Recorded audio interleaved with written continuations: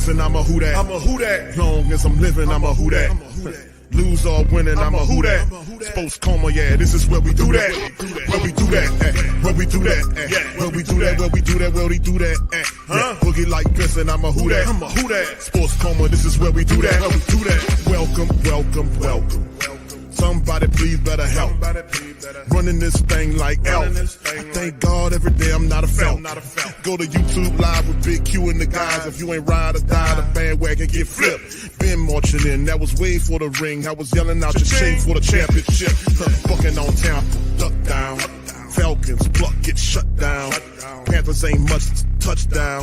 The vision really belong to us now. So much hate on the Saints, you could probably tell. Ever since Bounty Gate hit the NFL, when things seem fishy and you probably smell the crooked referees or Roger Goodell. Yeah, running like this and I'm a who that. Every day I'm living, I'm a who that. Lose or winning, I'm a who that. It's the sports coma, this is where we do that. Where we do that, where we do that, where we do that, where we do that, where we do that. Boogie like this and I'm a who that. It's the sports coma, this is where we do that.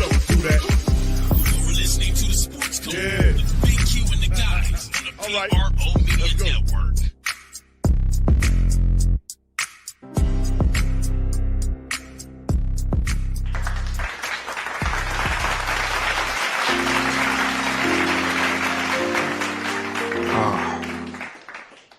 All right, shout out to the mighty Who Dat Nation. Welcome, welcome, welcome. You're now rocking with the Sports Coma with Big Q and the guys, where we have intense, entertaining, educating, and enlightening sport talk from your favorite sports fam.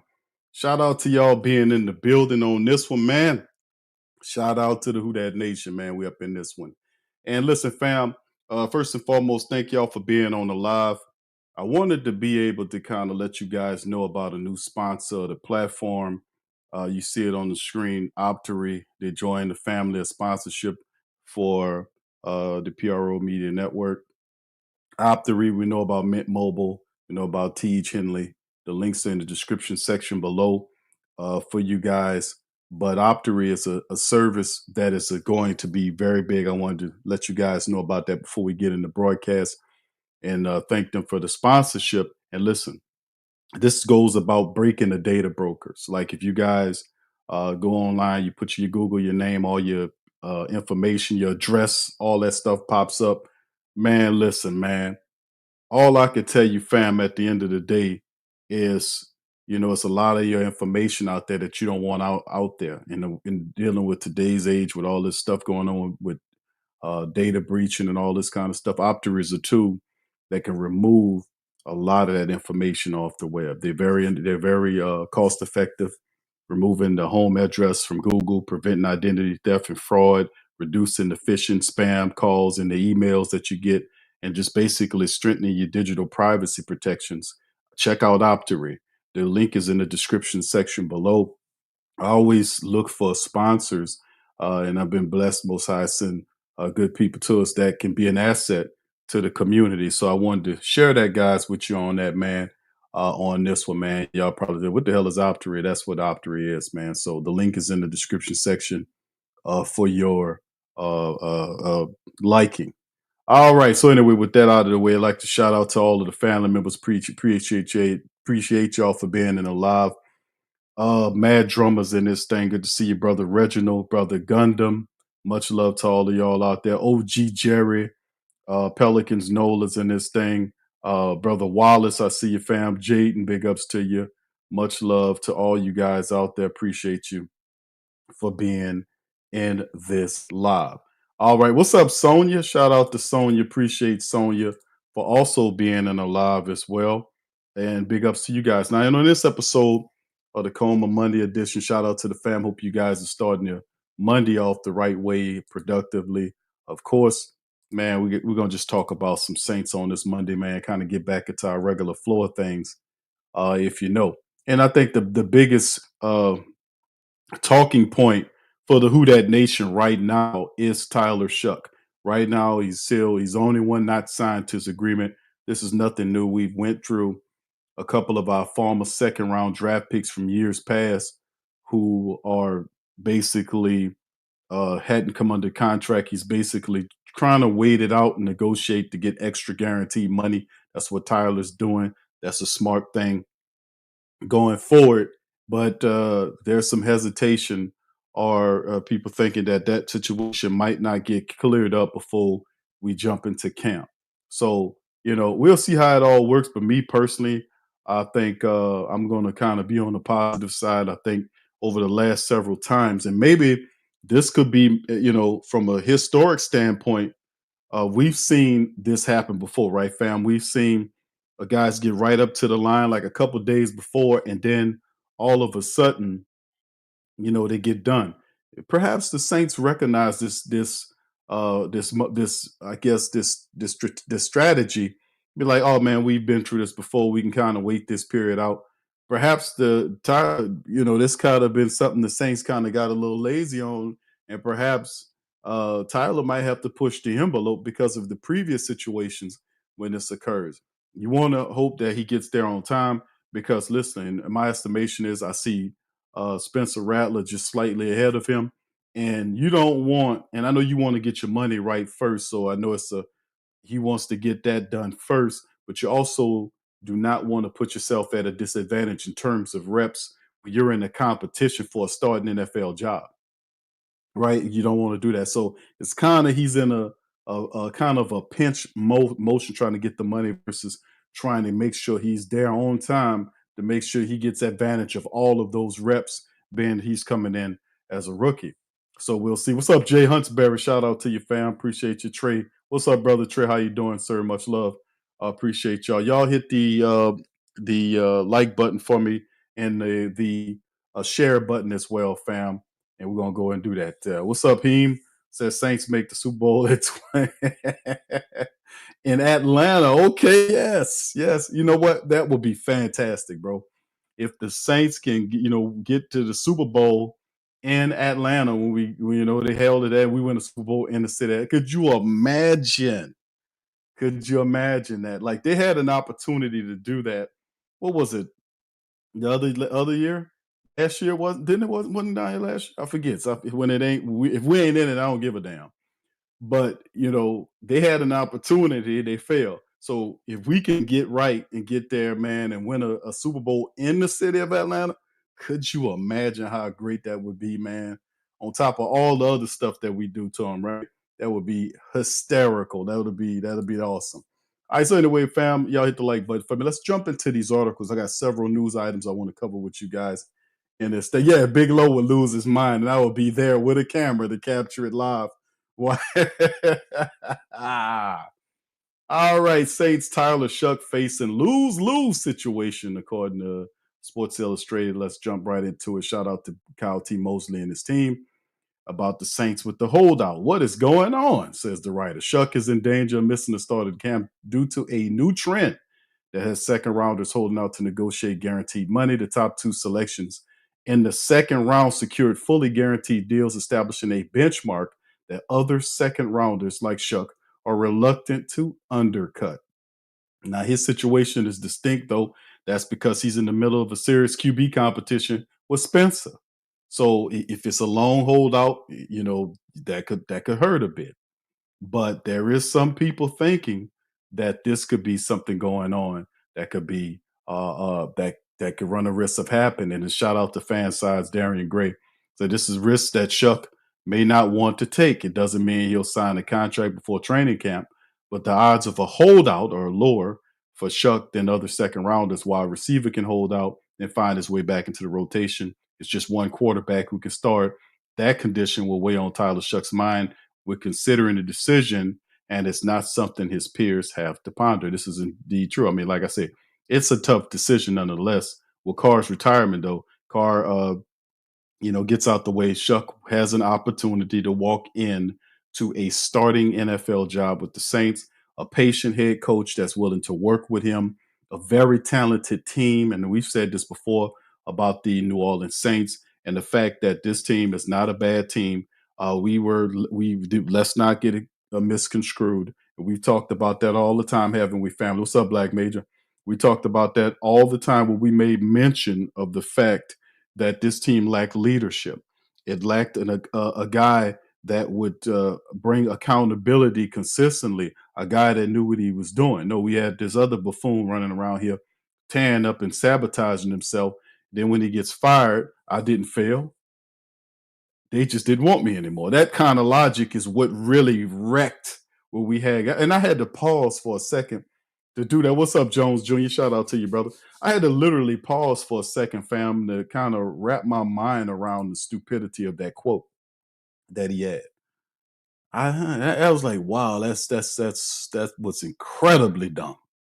Out of all the stupid things that we known him to say, that was probably number one. Y'all put in top 3 dumb things that the possum said in his tenure here. I'm pretty sure that's probably number one. Besides, we're gonna keep doing what we're doing when the Saints was getting mollywopped in that Arizona game, and they stopped him right before halftime, right going into halftime, and he said, what you gonna do? We're gonna keep doing the same thing. Remember that? Y'all, that's number one. But outside of that, wow. But yeah, this is the reason. This is what I'm saying. What's up, Bev? Shout out to Beverly. That's what I was saying, fam, pretty much about the leadership situation, right? We was a team with leadership. And I was disappointed last year in the fact that we had leaders on the team and they were just brainwashed by the losing stuff that was going on. Like we had leaders like, all these other guys. You know who our leaders are, our team captains. And instead of like, tearing the walls down and be like, just, going at as a unified front, this type of stuff, they just kind of placated and just went to sleep and started singing us old spirituals from back in the day. It's to start trying to have Bible class with us and all. We don't, hey man, you ain't qualified there. No. We don't want to hear all of that. Why aren't you not doing your job? We don't want to hear all this stuff. And you see what I'm saying? But that's what bad leadership take you. So I would give Kellen Moore a hell of a lot more credit than that other buffoon we have, simply because he's a guy that knows what he's doing. I think he has more more of a temperament and an understanding of what to do. Like having an opportunity to build the offense around what your philosophy is, that'll help any one of our young guys, whether it's Tyler or Spencer. They're going to have a strong offensive line and a running attack, which the Saints are good. That's what I was telling people. I'm like, I don't understand why they keep trying to put the Saints as the worst team in the NFL. That is not the case. These people don't pay attention to this team like we do. They're too busy trying to look at all these teams and play like they know what the hell every team is doing, when that's not even possibly the case. That's why you see these guys jumping around talking about these different teams. You can't pay attention to all of these teams the way we pay attention to our team, because I don't do all that other stuff. I know what my team is about. I've always known what my team is about because this is my team. This is what we do, right? So I know for a fact the Saints are not a bottom 5 team in terms of talent. Statistically, they're underachieved for many different reasons. But I would have to group a lot of that because of the non-leadership that we seen displayed when we had that dumb head coach here. And now that we got that out of the way, we can get back to doing what we were supposed to be doing, which is running the football, playing defense, and being steady on special teams. It's as simple as that, right? We're not trying to rework the wheel. We're not trying to, do all this old fanciful stuff. We're not trying to create something that we don't need to create. We just need to be steady, consistent, and stop. And then also a lot of that bad leadership led to a lot of just brain neutral football. It was a lot of dumb football, a lot of unintelligent football, a lot of pre-snap penalty stuff going on. It was just, and you got to nip that stuff in the bud. A strong leader know to go and nip that stuff in the bud. We didn't. We just couldn't do that. We just didn't do that last year. So I attribute a lot of that to the fact that we simply didn't have a brain on top of this thing. But we got all of these fantastic players that'll just do so many great things. Whether it's Elvin, whether it's Chris Olave, Rashid Shaheed, Demario Davis, Tyrann Mathieu. We got Justin Reed in here. Youngsters stepping up. Alante, Kool-Aid, some of these young, Carl Granderson, Chase Young, doing their thing. Brian Bresee, The young guys like Tyler and Kelvin Banks Jr. is going to be a stud. Juwan Johnson going to step up. So it's like the Saints have some really good players, but it's what you do with these guys in terms of setting them up into a system where we could be successful. That was not the case for the last 4 years with the black and gold. And Kellen Moore brings excitement here because of the fact that we've seen what his offense did with the Eagles last year that got him a bowl, right? We don't have to look down 3 or 4 years to say, well, 3 or 4 years ago, the guy won it. Actually won it last year as an offensive coordinator. That excitement carries over.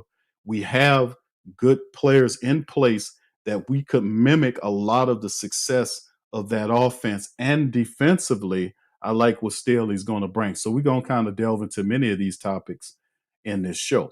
So anyway, let's keep it rolling, man, in this thing. So although Shough is facing somewhat of a lose-lose situation at the moment, if he doesn't hold out long enough, he probably lose out on some guaranteed money. But if he holds out for more money, he might lose significant ground to battle for QB1. Indeed. And I don't consider it, and I hear what the writer's saying, shout out to him. I don't consider it a lose-lose situation for Tyler Shough because I personally think being that Tyler Shough is the handpicked person that Kellen Moore, the new head coach, is coming in with family. I personally think that he would be patient with Tyler. He really would. If it's a close competition, and Tyler Shough, that if he comes in and he goes and just takes it and stuff like that, I don't see that happening because I know it's a learning curve for him to pick up the game, whether he was in college for 7 years or not. It's not the same speed. It's not the same style of play. And most quarterbacks, be they Peyton Manning, Joe Montana, whoever you name, the best in the business, when they stepped in those doors to become a pro, fam, they had all kind of problems, doing their thing. Wasn't Peyton Manning, didn't he win one game in his rookie year or something like that? 1 game, 2 games? It wasn't very many, as great as he is. So it's going to be a learning curve, even though he's a 26-year-old, going to be a 26-year-old rookie, and he was in college for 7 years. It's still going to be a learning curve, despite the fact that he is mature.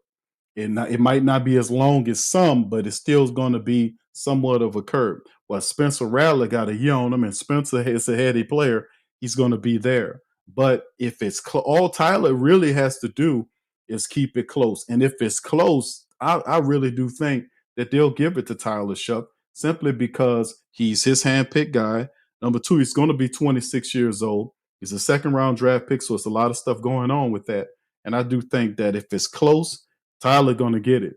Only way Spencer win it is he got to hit it, and he got to leave no room for error. Y'all know that.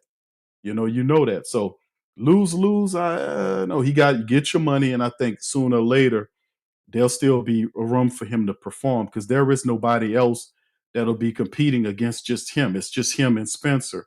Jake Hayner's not even in the equation and competing for a starting job. The only way it is a case is if, God forbid, we have some type of injuries that occur with one of our young guys at the top 1-2, and then things kind of change. They do change like they always do, right? All right. Anyway, and let's just kind of move into it, man, into this one right here, to this article right here. And it kind of talks about the money right here. A contract details revealed for the second-round pick, Tyler Shough, with their meaning, what it could be after former Louisville QB Tyler Shough was selected by the Saints in the second round of the draft. His contract was revealed, according to Spotrac. Shough is projected to sign a 4-year deal at just under $11 million. This past season was the only one that Shough played with the Cardinals after playing at Oregon and Texas Tech in his college career. He had the best season of his career by far. Part of that was due to the fact that in 2024 season marked the first time in his career that Tyler had played in more than 7 games. He appeared in 12. He finished with over 3,100 yards, a passing completion of almost 63%, along with 23 touchdowns against just 6 picks. So a lot of goodness, a lot of positive stuff about Tyler Shough, man. And we'll see what happens with this thing because, like I said, I think he's heady enough, even if he misses a practice or two. Missing a practice or two, I don't think that hurts him. Maybe a week's worth of practices does definitely kind of hurt him, but I think that Coach Moore will be incredibly patient with Tyler Shough. I'm going to keep it all the way funky with y'all on that. All right. So anyway, let's move into this next article right here. Straight up from the Saints website. Shout out to JD.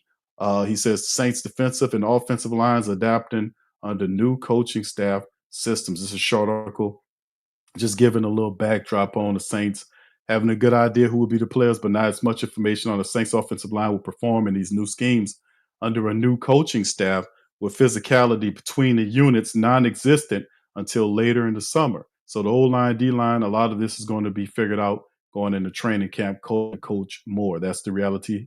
So, this is some of the stuff that he kind of talked about. And it's just one of the things that we know the importance of having the offensive lines put together because of the obvious fact that this will be by which the measurement by which we will succeed this year is how well we run the ball.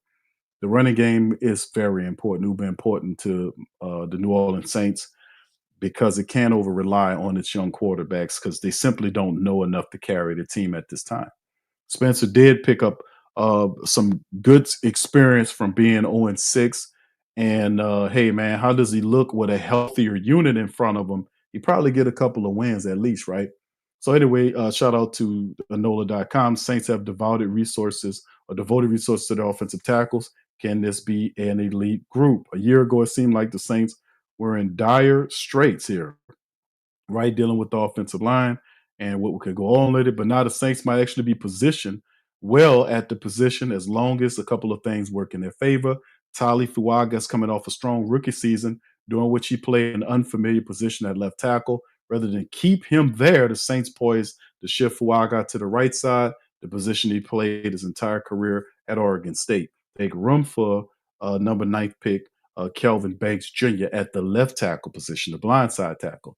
This is not set in stone, but it indeed is probably more than likely will be set in stone going forward. But the depth chart, as you can see, according to the experience there with Tyler Shough, Kelvin Banks Jr., Landon Young, Josh Ball, Josiah Raheem, Barry Wesley, and Easton Kilty. These are big guys. 6'6", Shough, 320 plus. Kelvin Banks, 6'5", 315. Landon Young, 6'7", 320. Josh Ball, 6'8", 325. Josiah Raheem, 6'6", 320. 9. Barry Wesley, 6'7", 310. And Easton Kilty, 6'6", 307. Big guys. All these guys. Shortest guy there is 6'5", Kelvin Banks Jr. That's crazy. Josh Ball, 6'8". So they got size, but you got to have some kind of athleticism if you're going to be on that tackle on that end because you're going against those speedy edge rushers, right? Now, the best case, this is kind of obvious. The Saints have devoted a top 15 picks in consecutive years to the tackles. If both of them hit, means the Saints could be on their way to having one of the NFL's premier offensive tackle tandems. I'm going to put it out there already. I think with good health, Kelvin Banks Jr., if you watch film on Kelvin Banks, he's an awesome player. He's smart, he's strong, he's fast, he's fundamental. Good pickup by the Saints. Tyler Shough, you already seen what he did at one of the more difficult positions in football, which is the blind side tackle, a position he didn't even play. Played mostly on the right side. He went there, dominated. Imagine what he looks like in year 2 on the right side, his natural position. He's going to be phenomenal. He's going to be phenomenal.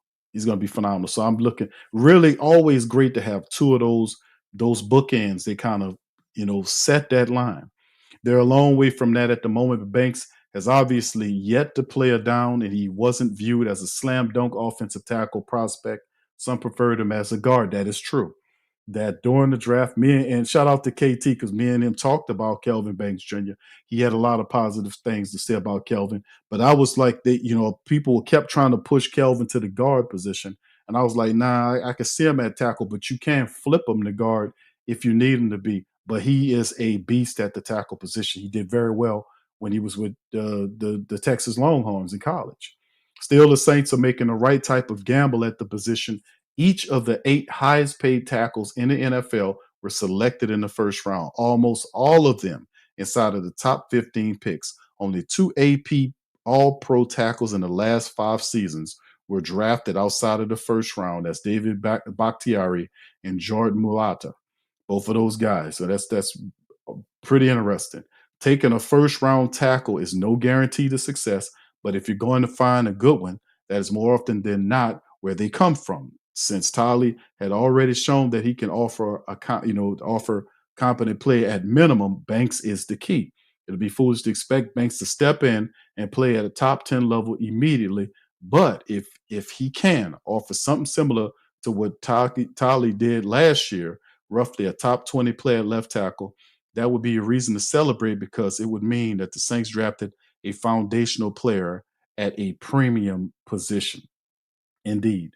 That becomes especially meaningful if Tyler Fuaga's transition to the right side brings more out of him. He enjoyed one of the best seasons of a rookie tackle last year while playing a new position. On the right side, he will be back to where he played at Oregon State, and it is reasonable to expect a jump in his play. Oh, he's going to be phenomenal. He's going to be phenomenal. Good offensive line play and specifically good tackle play can be a floor setter for an NFL offense. If the Saints can get the best versions out of Tyler and Kelvin Banks Jr. This year, their chances of successfully implementing what Kellen Moore wants to do on offense will go up. Now, the worst case scenario, because you got to look at both sides, right, is while it is true that the top half of the first round is generally where the better offensive tackles are found, that doesn't mean the top 15 picks don't bust. It's less common, but it does happen. So that's good realism there. If for whatever reason Banks doesn't pan out, man, either at tackle or guard, we've seen this before with Trevor Penning, haven't we found? So it ain't like we haven't seen somebody, right? That if Kelvin Banks Jr. and listen, I think Kelvin pans out. I think he pans out. I really do, because I think the Saints team this year will be more run centric. They're going to be a more run centric team. They're going to run the ball, and that usually benefits big offensive linemen where they don't have to move around. And Kelvin Banks had that athleticism, just like Tyler. He got a mean temperament, mean streak, very intelligent as well. And when you have a run-centric offense on your hand, them big linemen love that. They don't have to go and chase nobody down. They just put their hands on those guys in front of them and just move them as meanly and as inconveniently as they can out of their damn way, right? So, and if Kelvin Banks doesn't work out, there's still a Trevor Penning approach, right? If you don't succeed at left tackle, try at right tackle. If you don't if you don't succeed at right tackle, try left guard. So I mean, at some point, the Saints are trying to find a place for Trevor Penning to reside, but I don't think that happens with Kelvin Banks. I think he'll do fine at the tackle position, man. But you got to humor, the opposite side, to be quite honest with you, right? You got to kind of, look at that. But the New Orleans needs Banks to hit for a lot of reasons related to his own field product, but also it needs a win from a premier pick after a run of muddling draft success. Well, that's because you took a ton of well, I ain't gonna say a ton, but it was guys that have not produced. Whether it's Peyton Turner, first round draft pick, bust. Davenport, bust. I can't say that about Isaiah Foskey. He's a second round guy, but when you get high, the ones and the twos, when you go that high, you're losing or you're not making the playoffs, and you get an opportunity to get a pick that's a top 15 pick or a pick that's in that area between 10 and 15. You got to hit on it, right? You got to hit on it, because what it does do is you get an opportunity to get a really good player there that you add to whatever else you got going on. And then this should help speed you back up to get back into being a top 10 or top 12 team in the NFL. That's what it's for. If you're not hitting on these players, these guys are not producing, and you got first round draft picks that's getting out produced by undrafted guys, that's an indictment on your drafting ability, because we pick up on a Carl Granderson, and Carl Granderson was better than Peyton Turner and Davenport mixed together. And he was an undrafted guy. He didn't even get drafted. And he worked up from the mud, and Carl Granderson was arguably, I ain't gonna say arguably, he was last year your best defensive end. Carl Granderson, undrafted. So, yes, and not only that, but Carl outplayed Isaiah Foskey, the slow man. I say snowman, but it's the slow man. Hopefully we can see something different. But those guys, you get undrafted guys, that are outplaying the drafted guys. And that's an indictment on your ability. We got to at least, you might not be able to hit on all three. Like, you draft well, you sign free agents well, and then you hit the undrafted market. At some point in time, recently, the Saints wasn't doing a good job in the free agency market. They wasn't hitting on all their draft picks, but they were killing it in the undrafted side of things. We got to at least get two of the three right, right? We got to get at least two of the three right. If we 3 for 3, then bam, you got a bowl coming to you, maybe a couple of them, maybe a string of bowls. If you hitting in all three of those that I mentioned, but you got to at least be hitting and for at least 2 out of the 3. You can't be 1 for 3. You're missing in free agency, you're missing in the draft, but you're killing it in the undrafted game. You got to get at least you got to at least get 2 of the 3 at least. My goodness. Anyway, let's get back to this. There's some risk of Fuaga taking a step back in 2025. You got to talk about it because it happens from time to time with that dreaded second year slump, right? The sophomore slump. Him switching positions to go back. He might be actually immune to that. I ain't say immune to it, but he's moving to a position of familiarity. It's usually, okay, how fast does he pick up? The first year him, what Tyler did was unbelievable because you don't see that often when you get a guy that played blindside tackle and then he comes and said, listen, we're going to put you on the opposite side. The man went over there and was good. He was good, right? He was excellent over there. And as and then now you want him to move from the blindside position that he dominated back to his college position that he came up to become a number 1 pick for you. So it switches back a bit, but I'm saying Tyler should be all right. He should be all right. Tyler's a smart dude, man. And that's things I like about these players. Not only are they big guys that are physical and got mean streaks, they ain't no punks. You ain't gonna push them over, and then they have this milk toast mentality, all this kind of stuff that we've seen from those dreaded backups last year. That's not the case. When you're dealing with a guy like Tyler and Kelvin Banks Jr., them guys have mean streaks in them. These guys, they won't allow to be dominated. Their mentality is gain every ground that we can get. Plus, these are guys that move very well. They knock this guy down, and then they fast enough to get to the second level to help, get to that linebacker to free up that running back.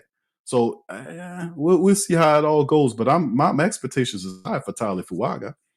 So anyway, New Orleans was able to minimize the offensive line's shortcomings last season by combining their heavy zone run scheme with a steady diet of play action plays and bootlegs, stuff that will not be prevalent under Moore. The Saints also had Derek Carr, who played a bigger role than he got credit for in minimizing the rush. I don't know what he's talking about on that one. But from what I see based on my analysis and watching and doing the games and my eyes and all this kind of old stuff, the Saints dominated their running attack the first 2 games of the season. Somewhat of the third game, we know we lost McCoy in the series. He went down. They were not prepared to lose Eric McCoy, regardless of what they say. They didn't even have a steady backup center. They had to shuffle the line. That's an indication that you didn't have a backup center that can roll right in and keep the continuity. Everybody stay at their positions. The tackles stay, the guards stay, and then you just move one center out, he get hurt, we plug the backup center in there. They didn't even have that. They had to shuffle Lucas Patrick from the guard to the center position. That's not a plan. You don't want to move them guys around like that. You want to keep everything the same. But that's what I was talking about in the broadcast earlier about leadership, about understanding and that you have to be able to prepare yourself for losing anybody, no matter who it is. And you got to have the philosophy, because if we have a plan to run the ball and the guy gets hurt and one guy stops the team from winning, like one offensive lineman get hurt, then we got a problem, because it's a team sport. We got to, regardless of what happened, we cannot allow for loss of identity. We cannot allow for us to not be able to be a dominant running team when we're dealing with quarterback play. And last year's quarterback play with Derek Carr was up and down at best. He was injured in games. He was never fully healthy. His play was up and down. When he got pressure in his face, he was very scared. He didn't trust his line, like talking about. His accuracy was hit or miss at times. Don't get me wrong. He'd go in there and throw a rip run, whip run on, put a ball on a rope, a soap on a rope pass where he'll line it down there and come back out and throw a dart in the ground. A boy out there planting football seeds, throwing them in the ground. So, he wasn't all that.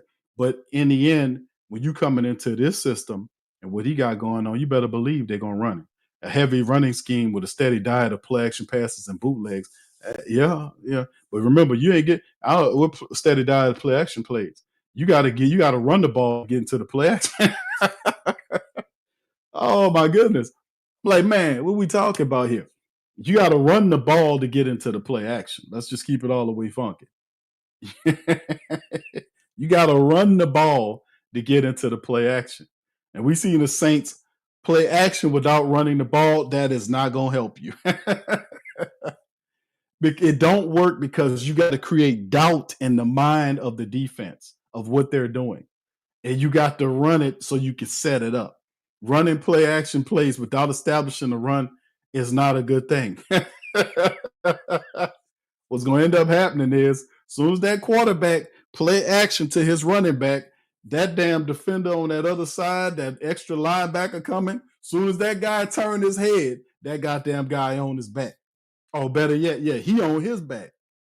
So, yeah, we don't want to do that. So, it is what it is.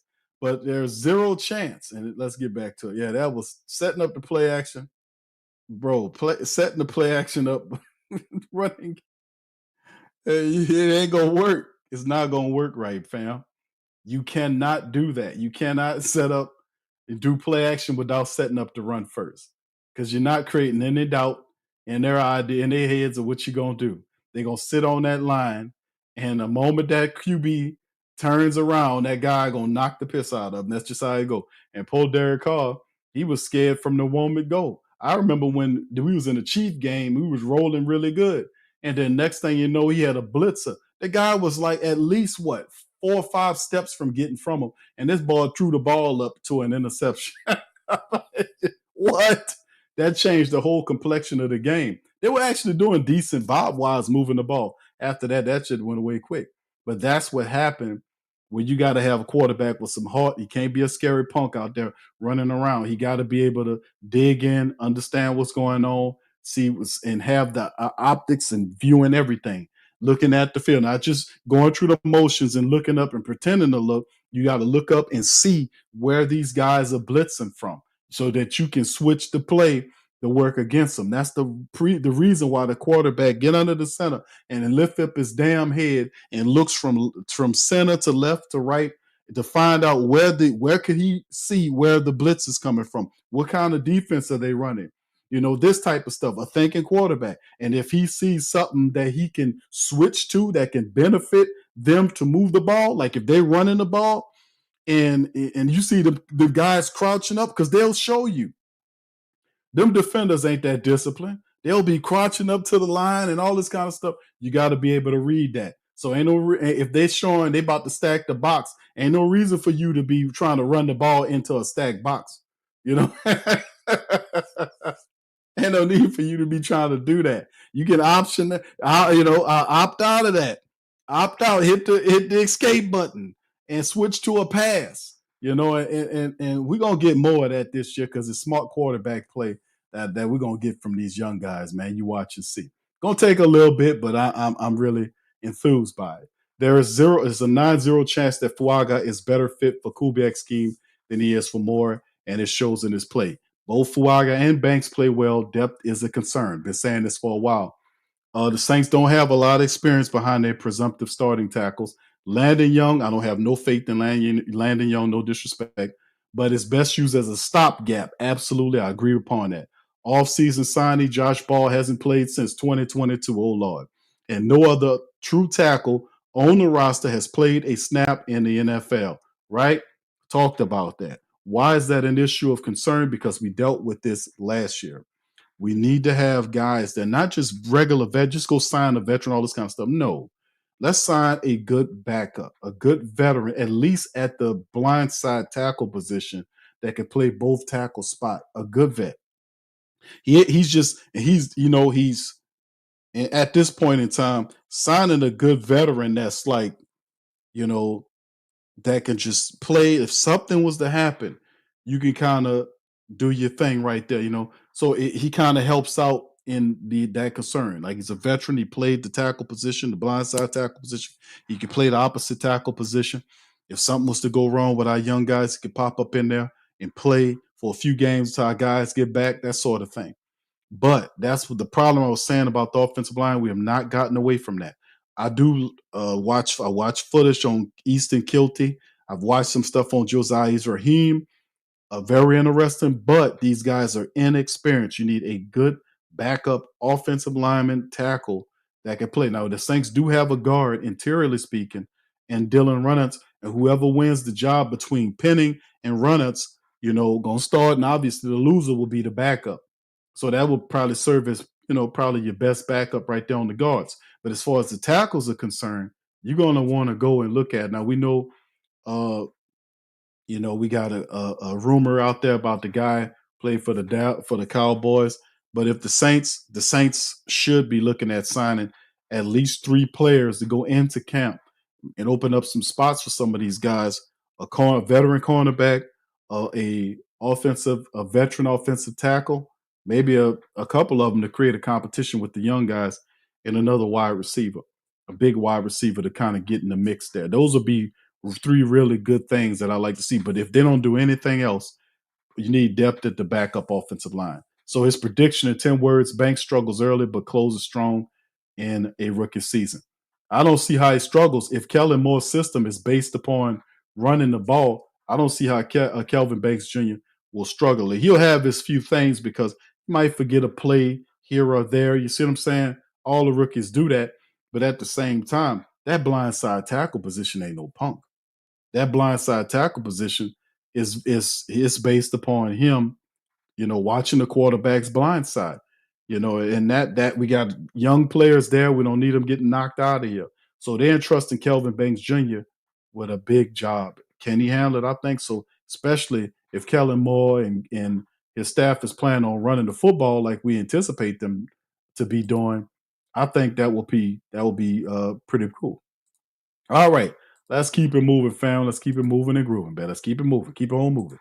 All right. Saints interior O-line could be much improved, but they're walking a fine line. All right. We're going to get into this one here. And this one here basically talks about the interior offensive line. We just talked about the exterior. How about the interior? Big position switch. That has to be doing with failed experience from tackle position. We ain't talking about none other but Trevor Penning, right? 3 seasons of bad to average results at the tackle position. Penning is shifting inside, a move both he and the Saints believe is natural and will be beneficial in the long run. Saints trying to turn the man into a successful NFL lineman. Left side, right side, and here we go to left guard, which this position probably will be his best one because playing the guard position not as demanding, right? He did better at the right tackle position. He never was supposed to be a left tackle. I was saying that the whole time. Oh, we're going to put him there. It was a disaster. And now they're trying to redeem this man. He got athleticism. He took a hit with getting beat up in how his play was. But I think Penning in his final rookie year, he got the pressure to improve on him to see what he can do. So it's that last year, the third position shift. Can he win the job over Dylan Runnels is yet to be determined, but that will he be facing? Final year of his rookie contract, getting an opportunity to prove if he deserves a second deal with the Saints. Joining Penning on the offensive interior are the Saints' 2 longest tenured offensive linemen, center Eric McCoy and right guard Cesar Ruiz, both of whom are coming off injury-plagued 2024 seasons, an unfortunate theme throughout the Saints offense. If Penning clicks and everyone stays healthy, admittedly big ifs, the interior of the offensive line could wind up being the Saints' greatest offensive strength this season. That is the key. The key. Now, I'm not crazy enough to accept the fact that this will actually happen because the reality is injuries happen. They will happen, whether to you play people in your special teams, your offense, defense. Injuries are going to happen. You just kind of look at it and say, man, as long as it don't happen back to back to back, I think we can deal with that, right? But yeah, that sounds good, but you don't have any control over that. All you have control over is picking up good depth in case of injury. You can control that. So we need to work on getting more veterans here. But anyway, Eric McCoy, 6'4", 303, 7 years in the league. Will Clapp is his backup, 6'5", 314, 8 years. Will Clapp, former 7th-round pick, very intelligent offensive lineman, not much athletically, but can be a decent option in terms of center, right? Feeling good about him. The guard positions, Cesar Ruiz, 6'4", 316, 6 years in the NFL. 6 years in the NFL, fam. 6 years in the NFL. Cesar Ruiz has been in the wow. That's crazy work, man. To me, that man been in there for 6 years, man. I thought Cesar Ruiz was probably a lot better than what he been, to be honest with you. Thank you, Pamby, for being a member for 35 months. Shout out. Get the money out. Stay cool. Nobody gets hurt. Take the money out. All of it. Come on. Wasting my time now. Come on. Trevor Penning up next, 6'7", 325, 4 years in the league. Dylan Runnert, 6'6", 301, been in there for 5 years. How about this name for you? Nick Saldiveri, been in the league for 3 years and a whole lot of nothing, right? You're talking about Kendre Miller till they blue in the face. I don't hear anybody saying batting one damn word. Y'all notice that? Put one in the chat if you notice that, right? Is all these articles about Kendre Miller and what Kendre Miller, how he doing this and how he doing that, but not one article about Nick Saldiveri. The Saints basically handed Nick Saldiveri the starting job last year coming into camp, and all he did was got hurt. Hell, he got hurt at the OTAs. Did y'all know that he had a calf issue at the OTA? Right? Man, I mean, no, they never talk about that guy. Never, ever, ever, ever, ever. They never talk about that man, fam. Right? Okay, what up, AKZ? What's up, brother? Appreciate you. What's up? Bev Santa, Greg Santa, Reginald. Yeah. Pammy, 1111111. And never say nothing. That's weird to me. We can sit up here and lambaste the hell out of him. All these like Kendre Miller. If Kendre Miller, we're gonna cut him, but not one. We ain't gonna get rid of Nick Saldiveri. Been here for 3 years, ain't done nothing. He gets hurt every year. Hell, he was hurt this year. So when is it for Nick Saldiveri? I mean, when is it for Nick? I mean, I don't get it.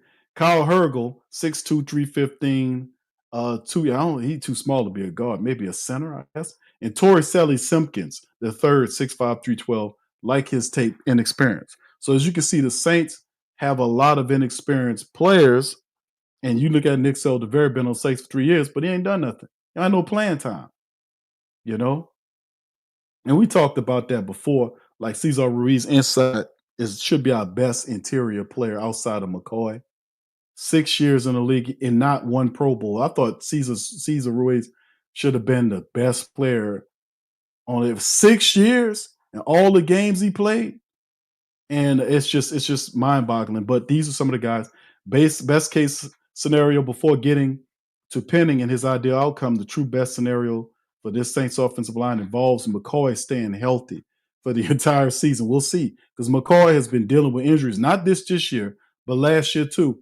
McCoy going through these injuries. Now, prior to that, I like Eric McCoy a lot. He's one of my favorite Saints, right? Oh, yeah. Doc 54 says Saldiveri. He an old Italian name, right? Just like DA, they know where the bodies are buried. Saldiveri, huh? All right. Yeah, but I'm just saying, man. Like, what's up, King Eternal? Shout out to you. Yeah, he says he's more off cold type. Yeah, but see, the thing is, I'm saying at the end of the day, man, is that wasn't Nick Saldiveri a fourth? He was a 5th-round selection, right? And maybe that's why they're paying attention to it because what was Kendre Miller? A 3rd rounder? Wasn't Kendre a 3rd rounder? But be that as it may, they had starting aspirations for Nick Saldiveri. All he does is get hurt.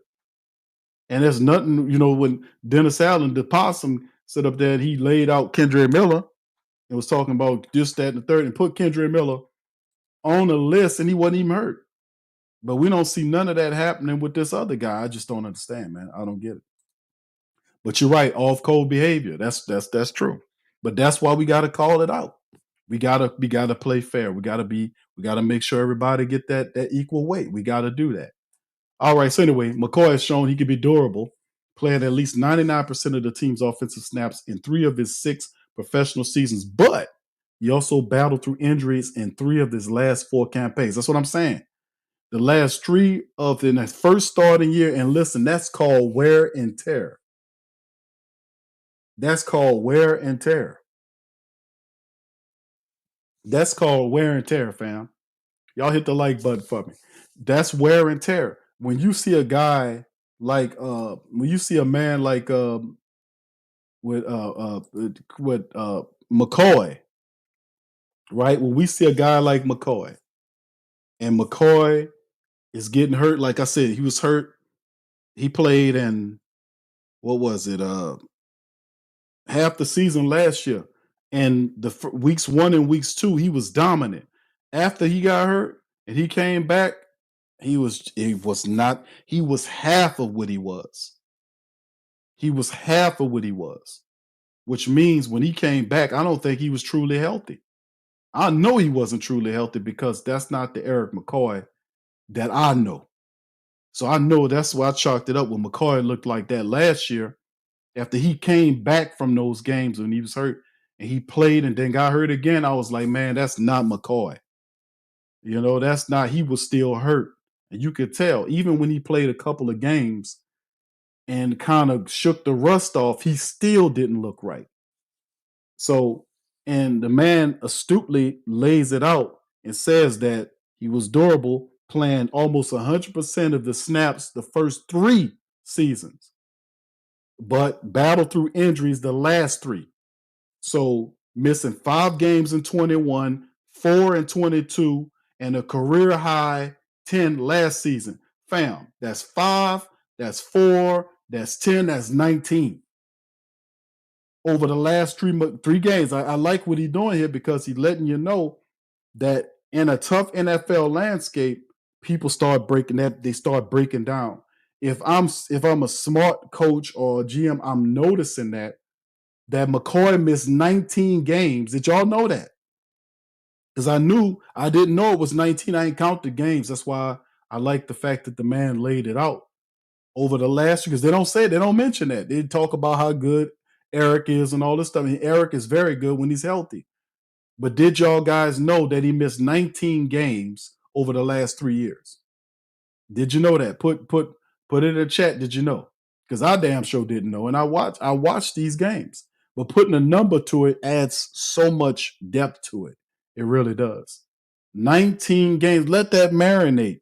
He missed 5 in 21, 4 in 22, and 10 last year. That's 19 games. So when you start seeing happening injuries over and over again, you got to start going out there and say, hey, bro, we might have to start drafting a center to learn behind McCoy just in case, because it's a physical landscape. Stuff happens. We seen what happened with our guy Ram. When Ram started off the first 4 years kicking ass, was one of the best one of the top 5, top 10. He's top 5 in my book. Offensive tackles in the game. And then right at the end of that 4th season, he got hurt, and then the rest of his career went to hell in the handbasket. He could not get around the injuries, and the man had to retire because he couldn't beat the injury monster. The injury monster beat on him. This happens to players. Not everybody Willie Roaf. Not everybody some of the guys that that can get through that. That's a tough thing to deal with. But when you see that, you got to understand, hey, man, I got to pivot and maybe go and see if I can find a young guy that can groom. So if something happens, McCoy, we got somebody there. You see what I'm saying? But that's a lot of time for McCoy. That's crazy work. But very interesting, though. It's a tough game, fam. It's tough. All right. So anyway, Considering what the Saints are operating with at quarterback this year, it would be extremely beneficial to have McCoy on the field. Absolutely. Not only has he played at the Pro Bowl level when he's been on the field, he was Pro Football Focus #1 center last season before the injury. Yes, he was. But McCoy's experience and leadership will take a big burden off a young quarterback in terms of identifying pressures and calling out protections. This is absolutely true because that's what McCoy does. He situates the offensive line. He's the brains of the offensive line. And that's what McCoy does so very well. But we need Will Clapp to do that too. We need Will Clapp to identify pressures and call out protections as well. We need the backup center to do everything the starting center to do. The New Orleans was undoubtedly better when McCoy was on the field last year. In the 5 games he played, at least 65% of the snaps, the Saints were 4-1 and scored 35 points or more 3 times. That's obviously not all on him, but he plays an integral part in the offense. This is true. But McCoy is a known commodity, and to a lesser degree, so is Ruiz. The big question mark is Penning. Right? Now, listen, before we get to Penning, we got to pivot and stop on Ruiz because Ruiz need to step the shit up. For real. Now, I've been saying this for a while, fam. Y'all know. And if you watch on Patreon, shop our Patreon champions, our YouTube membership family. On Patreon, we do the breakdowns. And when you watch the film, I pinpoint and show y'all in the film what Ruiz be out there. Ruiz don't always have his head on straight. I'm like, he make way too many mistakes for a man that been a Saint for like 5 years. You know, and listen, Ruiz plays a lot of games. He should be our best interior offensive lineman. Hands down. He was a first-round draft pick who played center in college. They shifted him to guard. He struggled the first year or two. Really, the only solid year that I could say that that Ruiz was actually like on that level is, what was that? That was the season before he got paid. The season before he got paid is when that last year leading into whether or not the Saints should pay him. That's when he was balling, and then when he got the money, he just leveled out. He didn't keep going on no incline. Once he got paid, he found a little home there. Now, maybe that's a part of him just not pushing himself. That's a big part of him not pushing himself. Maybe that's tied to the offensive line coach not getting a lot of them. But we need to see a real Pro Bowler, not this fake garbage they did last year, by handing out Pro Bowl nods because they like a guy or whatever. Because obviously it wasn't. I like McCoy, but McCoy didn't play well enough last year where he got a Pro Bowl nod. Come on, let's keep it real.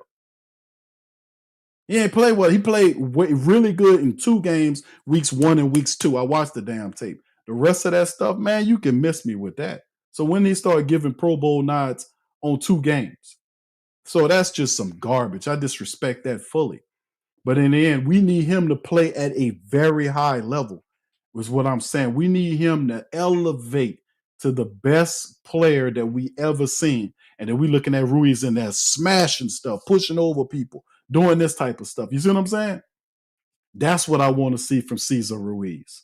I want to see Cesar Ruiz be way better than what he is now. I think he could be way better. I don't think I don't know if it's something not there all the way. Maybe it's up to the offensive line coach, Brendan Nugent, to get it out of him. Maybe this scheme, this system that they're working on will be able to change some stuff. I don't know. But something got to happen. We need that guy to step the hell up for real. Anyway, the big question is Penning. He flamed out at left tackle. The Saints moved to the right side where he gave them solid but not overwhelming good play. And now the new coaching staff, a group that includes new offensive line coach Brendan Nugent, is going to give him a long look at the left guard spot. In theory, the move makes sense.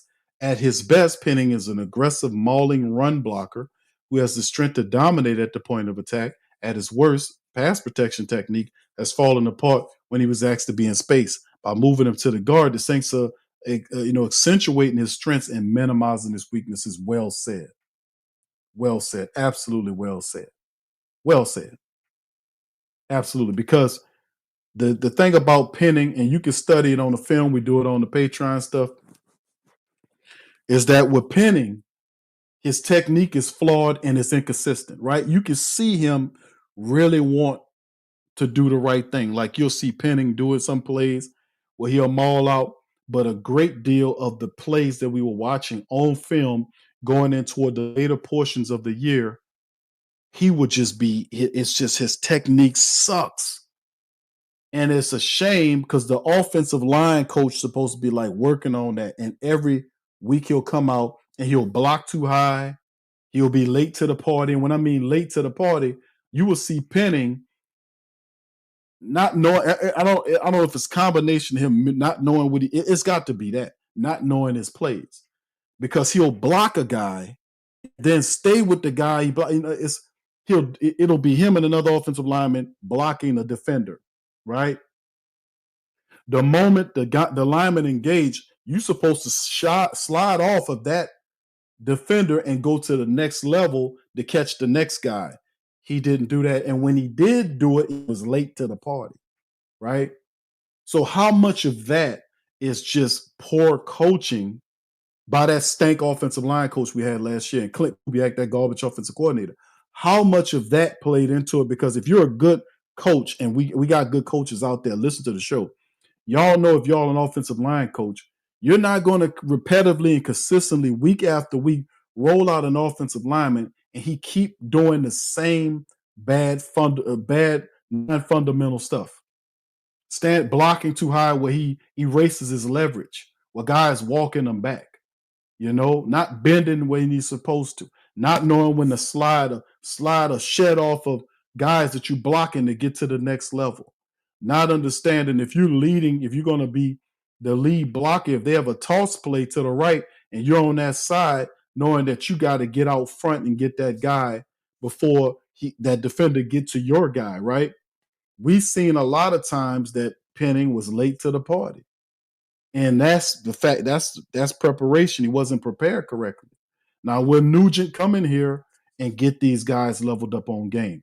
At the guard position, Penning could work. He could work because he is better run blocking than he is pass blocking. He definitely have the athleticism, and he's definitely a mauler as a part of his game. So putting him inside makes sense. The only thing is, will he be good enough to keep the job versus the guy that played guard his entire career in Dylan Runnets, right? That's the only question I have, right? How patient will the Saints be with Penning at the time? Now, of course, Dylan Runnets is coming in here. He on a cheap deal. It's a 1-year prove-it deal. So he's going to be motivated to get the job because if he dominates, that means possibly that he can come in and get a contract and be a starting guard on a good team. Penning also has on the remaining year of his rookie deal, but it favors really Dylan Runnets more does it Penning because Penning got to learn a whole new job. He got to learn a new job. So that's the big point about it. He's not over there with no competition. They got a guy that'll be fighting him for that spot in Dylan Runnets. And Runnets ain't coming here to be no backup. That's the bottom line, right? So anyway, now the new coaching staff, a group that includes new offensive line coach Nugent, is going to give him a good look. It makes sense. Pennis is aggressive, but by moving him to guard, the Saints are accentuating his strengths and minimizing his weaknesses. Essentially, the Saints are asking a 6'7", 320-plus pounder to play in a phone booth, which should be beneficial. He will have to prove he can handle some of the premier defensive tackles who play in the division. Vita Vea, Derek Brown, he have to be but he ain't gonna be on no island though, right? Now it's a decent chance that guard is Penning's natural position that he finally delivers on the promise that made the Saints select him at 19. The Saints don't want to say, okay, we took Penning and he a bust too. They're trying to find a spot for him. The physical ability has never been a question. If the light bulb clicks on, the Saints made position have an above average offensive line across the board in 25. Now listen, I am definitely kind of rooting for Penning to get it, but it may go to the best player. Worst case scenario, if McCoy can't stay on the field, that could trigger a pretty rough domino effect for the Saints offense. We seen it happen last year, didn't we? New Orleans signed old friend Will Clapp this offseason for depth along the offensive interior. He can play 3 positions, but he don't pay him very well. That's like they said that shit about Nick Seldevere. Oh, Nick Seldevere can play tackle, he can play guard, he can play center, but he don't play none of this shit very well. What good is playing all the positions you don't play them very well? So he says, but there's a big gap between Clapp, I don't know if he mean to rhyme with that, who played 67 offensive snaps last year for Buffalo, and McCoy. It's definitely a talent drop. That's what I was telling y'all early on about getting in a position where the Saints should have drafted a player. Like you can draft a guy, and then groom him as a center. But anyway, he said McCoy impacts every phase of Saints offense, and there's only going to be more on his plate this year with an experienced quarterback lining up behind him. That's why we pay him the big bucks. If he deals with that injury again this year, it will be difficult for the Saints to navigate this loss, even with the talent around him. So the 19 games, think about that, fam. The 19 games, what's up, Stace? The 19 games that McCoy missed over the last 19 years. I mean, 19 years. I'm sorry, y'all. I'm out here my head with somewhere else. It felt like 19 years all this damn losing, but the 19 games that he's missed due to an injury over the last 3 years. That's something. So, it makes sense. Like he could shake it off this year, but hey, that's a troubling trend because that means that he could be breaking down physically where he's getting these injuries, which means he can't be counted on that, which means that is Will Clapp, as smart as he is, it's an athletic deficit to Will Clapp. Now I know Will Clapp's smart enough to call out the protections and all this kind of stuff. I know he could do that, but it's a big drop in terms of the athleticism of a Will Clapp versus a McCoy, obviously, right? That's something to study upon. That's why I was like, the Saints would do themselves a service to get some more vets in here. Having another veteran center to compete with Will Clapp wouldn't hurt. Saints got all the money in the world, and having veterans there at the blind side tackle, like a veteran left tackle who can play right tackle if something was to happen, smart. Having another veteran center to compete with Will Clapp for the backup center position, smart, right? Just smart. That just two very important positions we cannot have any problems with. McCoy impacts that. So, and Penning is a gamble. Even with Dylan Runnets ready to take his spot, if he struggles, the fact of the matter is that Penning is just an idea at the guard right now. And even if it makes sense logically, it really may not be practical. His technique issues may just be pronounced inside as they were outside. And if there's one thing that can turn an otherwise good passing play into disaster, it's interior pressure. Listen, regardless of, and I'm going to just keep it all the way funky, this should be an improved unit, but it's no slam dunk. According to the writer, he says Penning will play well enough to merit a modest extension. Let me just say this about Penning, and I like Trevor Penning, man, not to beat up on the young guy, because people been doing that for a while. I've been always the guy. What's up, KK? Shout out to KK, man. Much love. What's up, New Orleans? Shout out to y'all. Said Penning is a work in progress. Got the tools, can put it together. King Eternal says, LOL, I hope McCoy stay healthy. But like you said, Q, yes. That, I told y'all, I was like, fam, McCoy been missing games. I told y'all I just did not know the number. Thank you to the writer, because he put a number on the games. And people are like, oh yeah, Q. But when you see there is a pattern, it ain't just a one, because people got this thing in their mind that, what happened to McCoy this past year, him missing all them games, was just an isolated incident. Q, he's just 1 year. He's going to be healthy next year. But what if you have 3 years of it and it adds up to 19 missed games? That's a problem. That's a problem. Because McCoy is just too important. You got to have security there. But outside the Penning thing, shifting Penning inside does cover up a lot of his issues, but it does not cover up the fundamental issues of him blocking too high.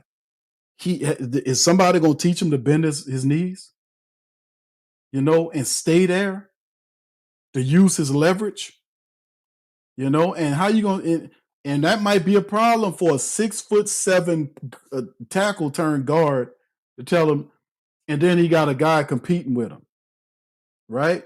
Because when they signed Dylan Runnets wasn't signed after they made the shift. Dylan Runnels was signed prior to them making a move. Dylan Runnels was signed when they signed Dylan Runnels, people had Dylan being the starting guy there. Then later on, things changed once we had Kellen doing all the shifting stuff. Then somebody in the building, hey man, could we do something with Trevor Penning? Because when they drafted, people thought they were going to keep Tyler at tackle, at left tackle, Penning at right tackle.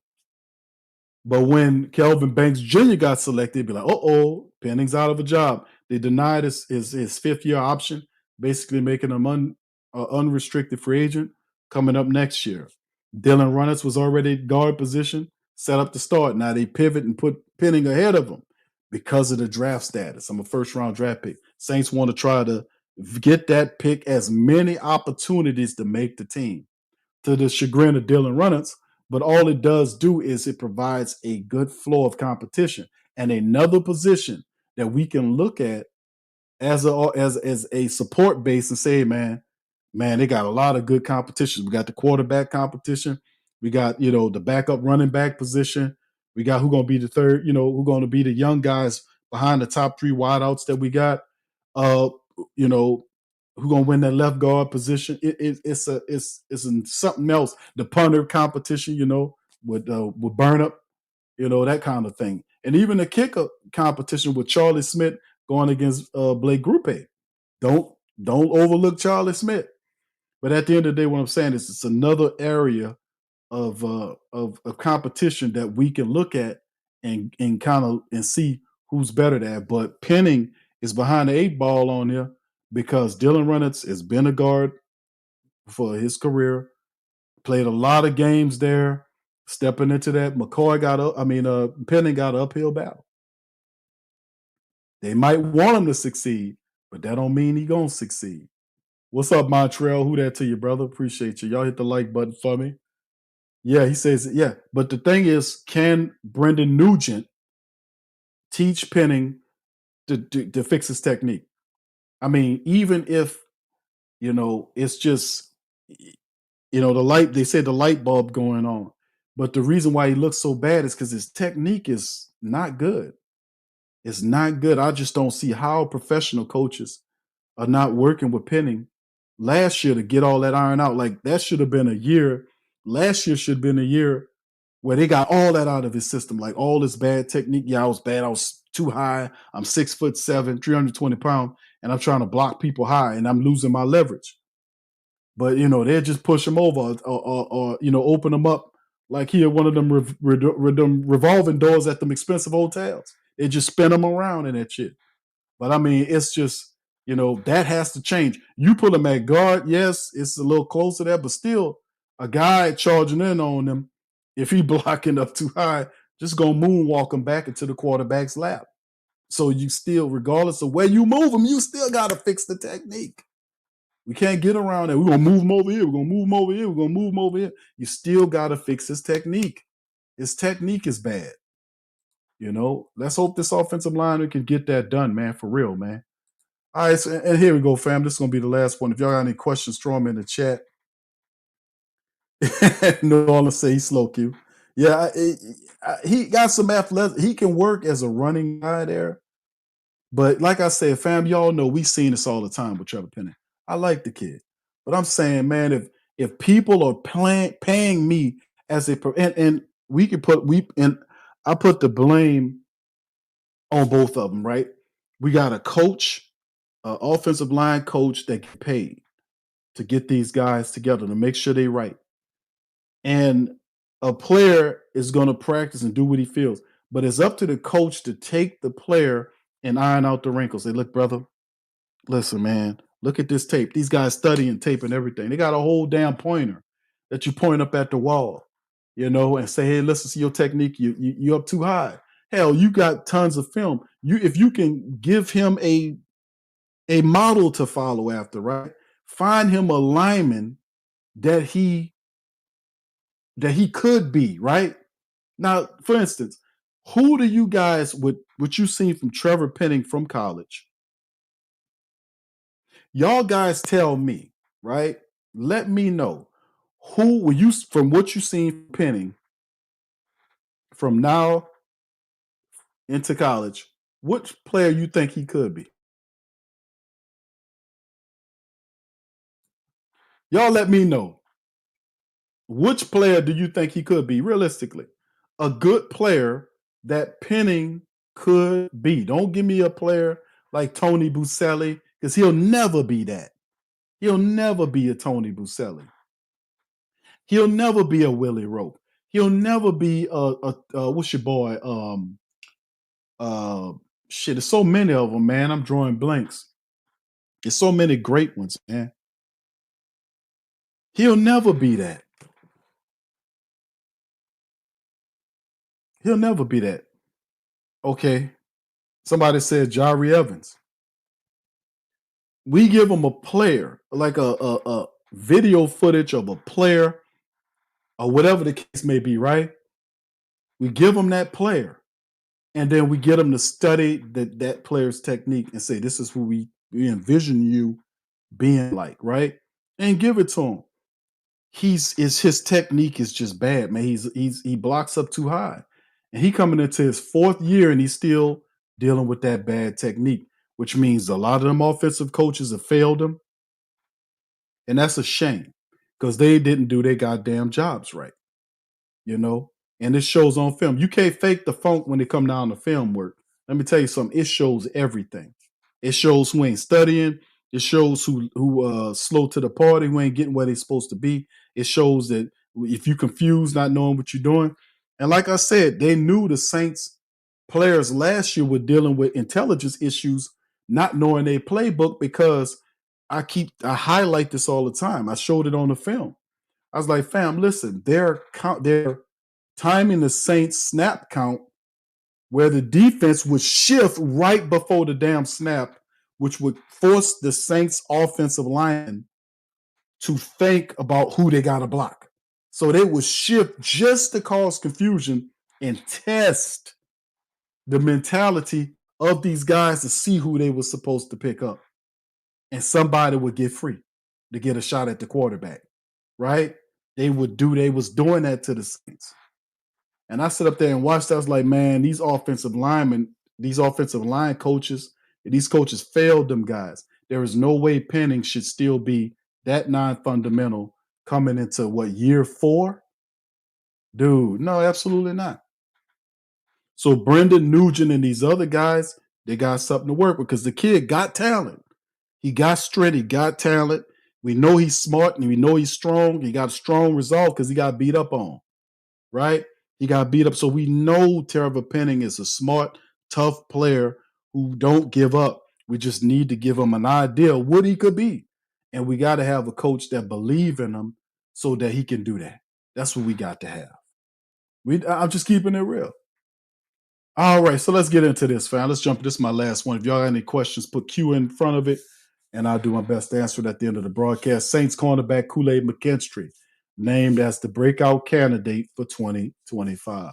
Kyle Beeson from Athline Sports. Saints cornerback Kool-Aid McKinstry named the breakout candidate there. He's a 2024 second-round draft pick, and they got Kool-Aid, the best nickname on the team, as the Saints breakout candidate this year. And his logic behind that is, at 22 years of age, had an up and down rookie season, but showed plenty of promise. Now with an increased role in 2025, many are predicting the former second round pick to have a breakout season in his second year. New Orleans selection of McKinstry helped the team to make the decision to move on from All-Pro Marshawn Laddie Daddy Lattimore and let Paulson Adebo walk in free agency. The Athletic named the opposing quarterback's passer or cornerback or the opposing quarterback's passer rating below 78 when targeting the rookie cornerback as a key factor in his development. McKinstry would have had an impressive 3-game stretch with quarterbacks, throwing 6 for 20 when he was targeted. However, the Saints cornerback room is one of the biggest question marks on the roster. The team has made plenty of efforts to add to their young core, with the team making a hard push for Shavarius Ward in free agency and drafting Quincy Riley. The team also has also been named suitors for standout cornerback Asante Samuel Jr., who the team brought in for a visit in early June. While the Saints are active in the cornerback market, they may have scrutiny at the position of security, rather. I said scrutiny, which they're going to have too, at the position with a breakout from the second-year cornerback. McKinstry is disciplined in pass coverage and has an incredible IQ. He was a 3-year starter at Bama and played against top-end talent in the SEC. He definitely have the temperament. McKinstry will have a lot to prove in 25. The former 41st overall pick had a lot of valuable resources invested in him, and we'll see a pivotal role in the Saints defense moving forward. With the Saints betting on the second-year cornerback, the media believes he will have a breakout year for the black and gold. So there you go, fam. What y'all think about Kool-Aid McKinstry as a backup breakout year? I think that's a pretty good bet. I mean, I'm not mad at that at all because Kool-Aid McKinstry, to me, is the future of the cornerback position. I like Alontae Taylor. I think you'll see the best version of Alontae Taylor this year. I like Alontae a lot. I think Kool-Aid McKinstry is special. I think he is the proper temperamented cornerback. I think he'll come in and follow right along with the best cornerback the Saints ever had, and Marshawn Lattimore. Let's just straight away. Marshawn Lattimore was the best cornerback in Saints history. Y'all agree with me on that? Put one in the chat. Because I don't know who you're going to put up there with him. Lattimore, to me, is the best cornerback in Saint history. You know what I'm saying? That's just bottom line. But Kool-Aid could be, I think he's going to follow right behind that. That was a great pick the Saints got with Kool-Aid. Alontae Taylor's there. Now, of course, they have to see who the third cornerback is going to be. Ugo Amadi. Isaac Yiadom was signed. There's still some people there. We're going to see if Quincy Riley, who was the pickup for the Saints this year, the guy drafted out of Louisville, they're looking at him at some point, maybe stepping up and sealing and getting a nickel position. They talked about Ashanti Samuel Jr. I really do think that the Saints are definitely going to bring in another veteran. They've been looking for another veteran to bring in. They tried them out, and there might be others. There could be others. I think there'll be other players the Saints will bring in once training camp get kicked in. I think another cornerback is on his way. I think a wide receiver is on his way. I think we might have some offensive linemen too. So we'll see how it works. Yeah, it's people. Dave went. Nah, bro, come on. Tracy Porter wasn't better than Lattimore, bro. Absolutely not. And I like Tracy, but Tracy wasn't. He was clutch. You right, AKZ. He was clutch, but he ain't better than no Marshawn Lattimore, brother. Dave Waymer, you going all the way back, New Orleans. You're going all the way back. But I got to say, Dave Waymer, Tracy Porter aside, I got to go with Lattimore. Marshawn Lattimore, to me, is the best cornerback in Saints history.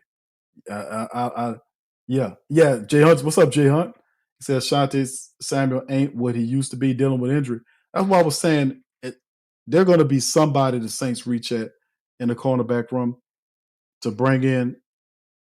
I don't know if, because they kind of switched it a bit unofficially, some of the depth charts have Ugo listed as safety again, right? We know he did a good job at the nickel position, but maybe with Coach Staley taking over the defense, that might not be something, he might not want a 5'7" or whatever he is, 5'7"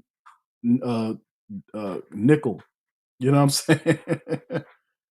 I don't know. So, I mean, we're going to see how that all works, man, to be honest with you. But very interesting to say the same, man. What do you guys think here? All right, masculine mindset. Okay, shout out to masculine mindset. All right. Yes, KK say Ladder Daddy, Saints go. I got it. Yeah, I got to give it to Lattimore, man. I like Tracy Porter. I like Tracy Porter a lot, though. He was a really good player, but he wasn't Marshawn Lattimore, bro. Dave Waymer, you go all the way back. Dave Waymer was a hell of a cornerback, but he wasn't Lattimore, man. Lattimore, Lattimore was the dude, man. And Waymer's up there. I just think we got a lot of great Saints that are right now. Yeah, he says, I agree. Yeah, okay. All right. So, yeah, this is indeed, man. And, of course, let's hit this article, Ray. I got a bonus article. Actually, two more I want to talk to you about.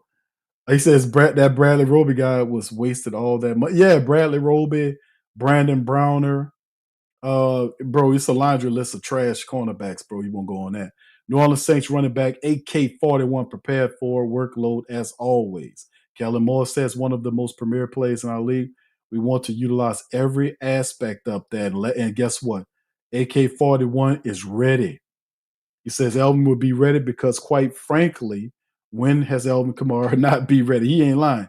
So, despite being absent from the OTAs, all this kind of stuff, the franchise all-time leader in rushing yards over 6,700, rushing touchdowns 60, total touchdowns 86, yards from scrimmage over 10, almost 11,000. Showed up and displayed why entering his ninth season he remains a centerpiece. From the onset, Kamara, who totaled 1,000 plus yards from scrimmage in each of his previous seasons, 8 seasons, has displayed wits that matched his skills and preparation. That didn't change under Kellen Moore. Kamara did his offseason training in elevation in Colorado, and he came mentally prepared for the work. He know this is it. Elvin Kamara never had that 1,000-yard year. He gonna get it this year. Obviously, one of the most premier players in the league, his ability to run the football and play in a passing game, Moore said. So we want to utilize every aspect of that. It's going to be a really big time, impactful runner running the football first and foremost, then obviously the passing game. His ability to create matchups is going to be an advantage for us. What's really fun about being around Elvin is his mental capacity is really high. He's really a smart dude. He understands football at a really, really high level. He played so much game. I really enjoy and I look forward to more and more of those conversations as we go through this of team up on this thing. Everyone knows his impact for a number of years now, so he'll be a big part of this. AK-41 is a living legend, man. He will, and he understands the business of why Moore is in New Orleans. We're in a new kind of different energy to the team that I've kind of been on my whole career. It's kind of been the same since I got here. Now a change is coming in. It's different. I got to kind of train my mind to be like, I can't look at how things used to be done. I got to get with this. It's not hard, but 2 days it's cool, but we'll see during the camp when the camp starts. He said, I think it's needed. Obviously, in this league, you want to win, and we haven't been doing much of that consistently enough. Amen. So you start talking about with the Saints start bringing in, man, with AK-41. Let me tell you something, fam. This is going to be a monster year for Elvin Kamara when Kellen Moore touchdown, because the reality is he's never, out of all the fantastic things that AK-41 has done and his excellent career with the Saints, this guy's a living legend. Got all the records. He got the career rushing record. He's going to set it, too, because he's still a young player in great condition. He's going to put it up so high that probably nobody's going to catch it for the next 20 years. So he means so much to the Saints offense because he can do it all. Elvin Kamara, one of those players that never have to lead the field. Even if you want to give running backs reps to run the football, AK can be used as a decoy. He never has to leave the field. He really don't. So for a guy like Kellen Moore that has offensive innovation, to have a player like Elvin Kamara, man, listen, Elvin can mean as much to the Saints' chances of having a successful season, having an awesome offense as what we've seen with Christian McCaffrey, what he did with the 49ers. This could be the year for Elvin Kamara. Like, he's never eclipsed 1,000 yards in a single season, but he's done everything else, right? And he really wanted that 1,000 yards this year. And the injuries stopped him from getting there.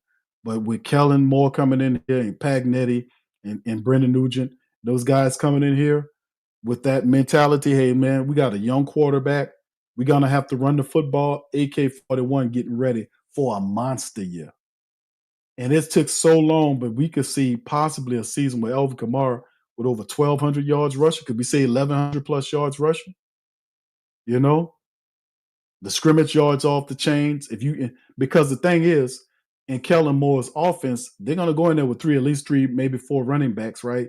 3 running backs running, mixing things up, because that's the offense. It's going to be a run-heavy offense to get the play action going, to our quarterbacks get up to speed on the game plan of what we're trying to do.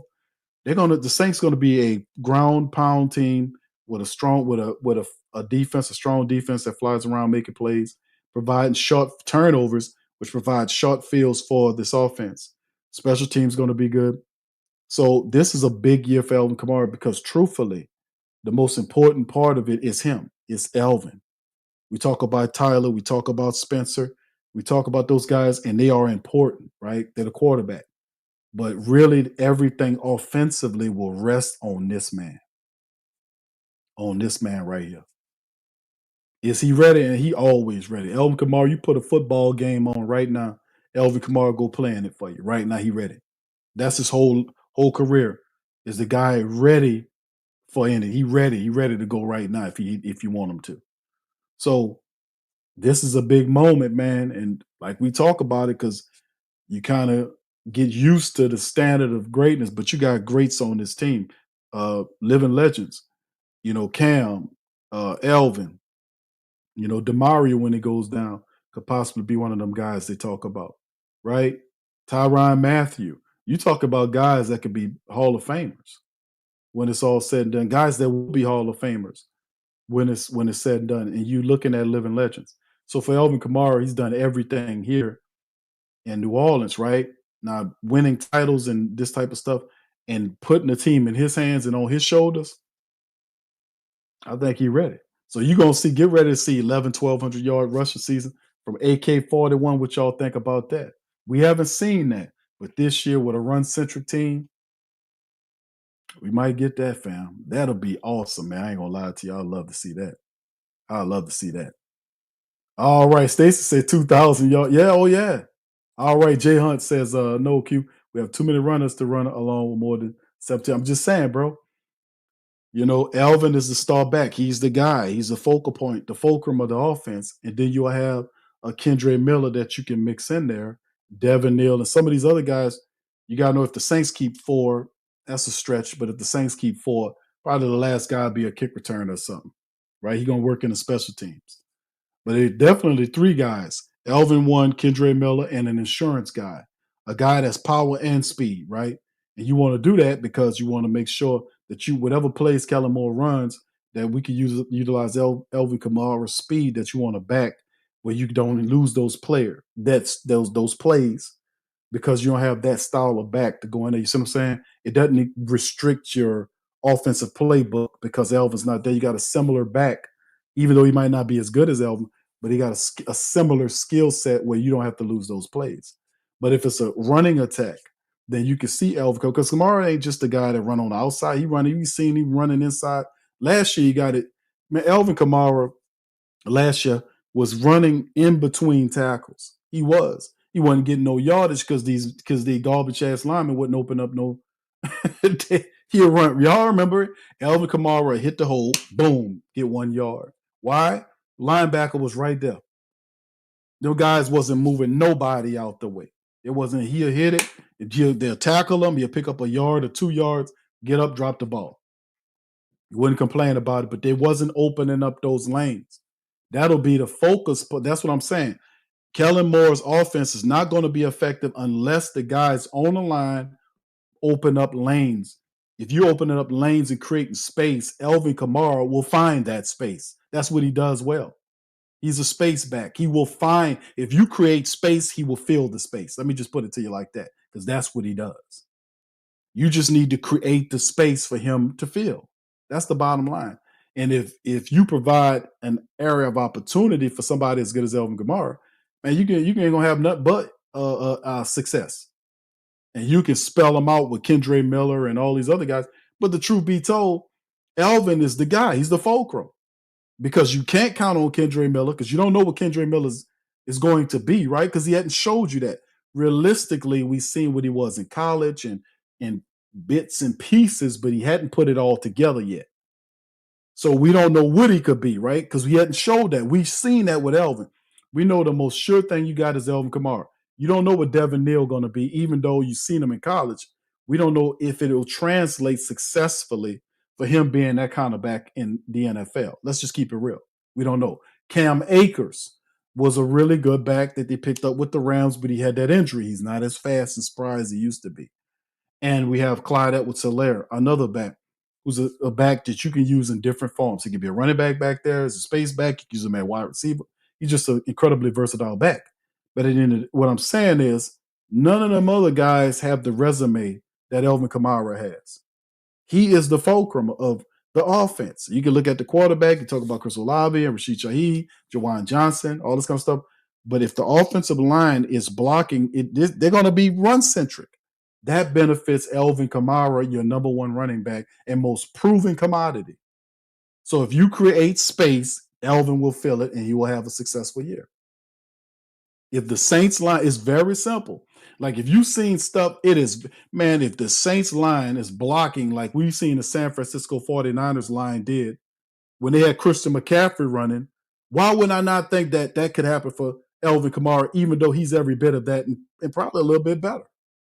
You know, if he has that type, and if it's a run-centric system, why not Elvin Kamara get 1,200 yards rushing this year? We hadn't seen it before, but I'm saying he's your most steady, sturdy commodity to get you that, especially if they're blocking, which they will be blocking.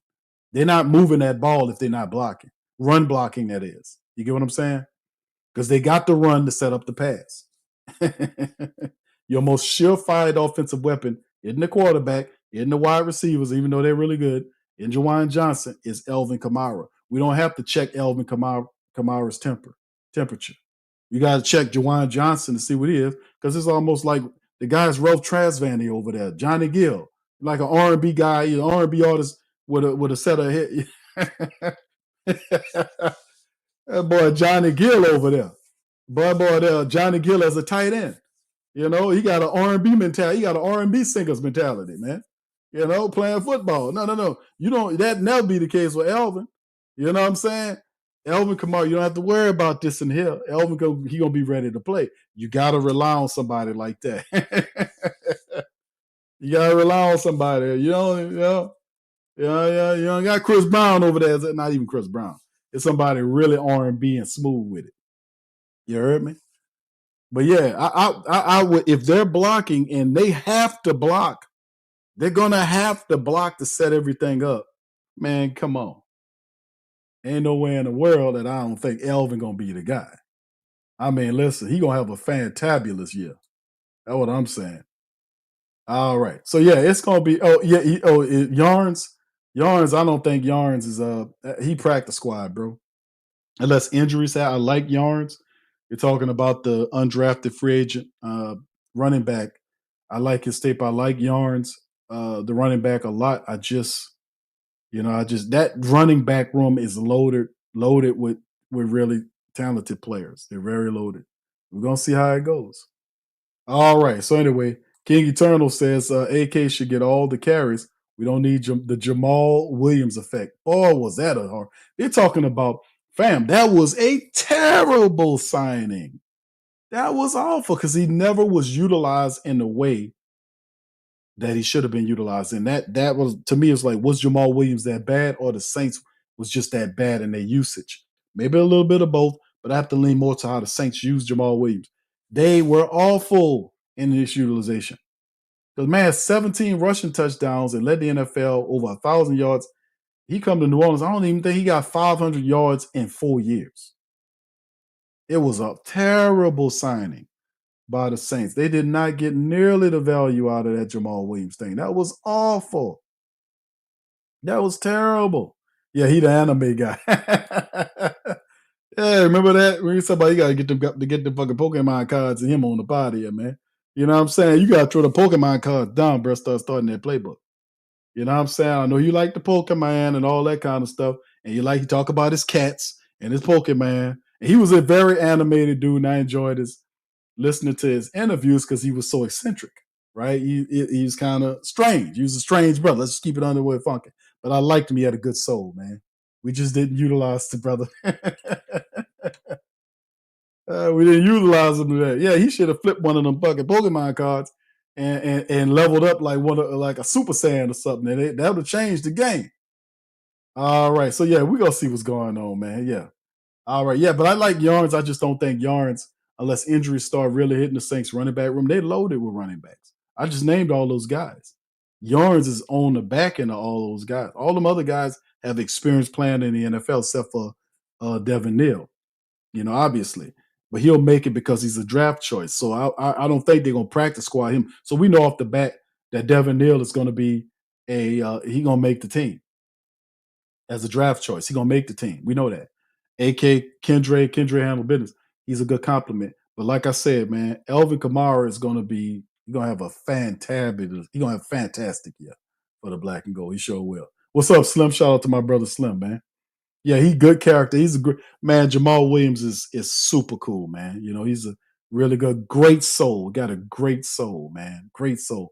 You know, it just put them damn Pokemon cards on, play football. Brother English says Elvin is the guy that you can't stop if everyone else is doing their job. Exactly.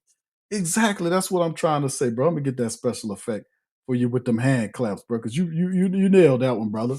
You nailed that one right there. That's one thing.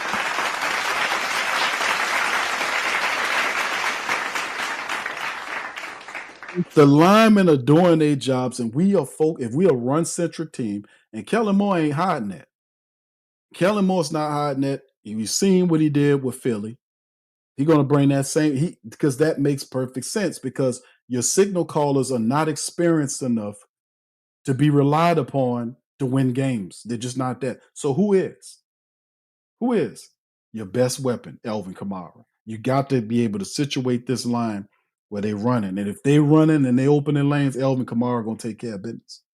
You're going to have a phenomenal year for the Saints. Watch. If they do their jobs, like you said, shout out to you. We're going to be doing our thing as well. All right, indeed. Thank you, English. 504 Code says AK is the definition of a true professional. He's ready to roll. Indeed. All right. Thank you. OG says, TJ says, hi. Tell my dog I said what's happening, man. All right. So yeah,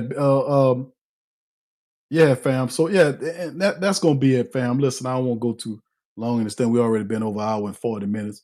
Hope y'all have some good spiel here. I might have let me throw a TSC Unleashed one at y'all right quick.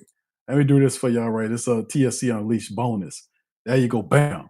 Joy Taylor. Y'all remember y'all remember? Hold on, let me get my face up here. Let me get the eyes a bucking. Y'all remember what Joy Taylor, what she was cutting loose and doing and all that up there at Fox? All that kind of stuff. Well, guess what? They put her ass in the street. Joy Taylor got fired. And there was a lot of stuff circulating around what she was doing. Allegedly, according to one of the hairstylists that was working there, kind of dropped some game. Really was talking about some other stuff, but kind of threw Joy in the mix. Right. Threw Joy Taylor in the mix. And was just basically alleging that Joy Taylor was kind of slept her way up to get there. They said she slept with the producer. They fired his ass too, by the way.